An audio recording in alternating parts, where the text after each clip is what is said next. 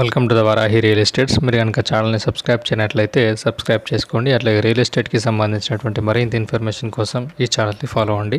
ఇప్పుడు మనం చూస్తున్నటువంటి ఈ ల్యాండ్ వచ్చిన లొకేషన్ వచ్చేసి గజ్వేల్ మండలంలోని రిమ్మన్గూడ అనేటువంటి విలేజ్ దగ్గరలో ఉన్నటువంటి ల్యాండ్ ఇది. చూడవచ్చు మనం, ఇది సేలింగ్కి ఉన్నటువంటి ల్యాండ్ ఇది. ఇక్కడ ల్యాండ్కి మనకు ఇక్కడ మట్టి రోడ్ అయితే అవైలబుల్గా ఉండడం అయితే జరిగింది. చూడవచ్చు మనం, ఇది చుట్టూ మనకు బౌండరీ అయితే కనిపిస్తుందో ఇదే మనకు సేలింగ్కి ఉన్నటువంటి ల్యాండ్ ఇది. టోటల్ ల్యాండ్ వచ్చేసి 9 acres వరకు మనకు సేలింగ్కి అయితే ఉండడం జరిగింది. చూడొచ్చు మనం, ఇక్కడ స్క్వేర్ బిట్లో ఉన్నటువంటి ల్యాండ్ ఇది.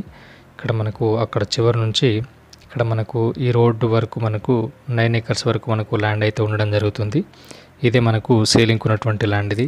ఈ ల్యాండ్ ఉన్నటువంటి లొకేషన్ నుండి హైదరాబాద్ టు కరీంనగర్ వెళ్ళేటువంటి హైవే మనకు 2 kilometer డిస్టెన్స్లో ఉంటుంది. అట్లాగే గజ్వేల్ అనేది మనకు 5.5 kilometer డిస్టెన్స్లో ఉంటుంది.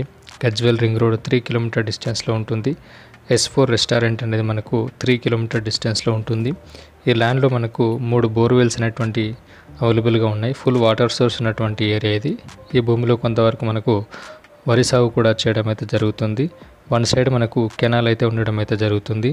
ఈ ల్యాండ్ రేట్ వచ్చేసి 1.3 CR వరకు రైతు అయితే చెప్పడం జరుగుతుంది.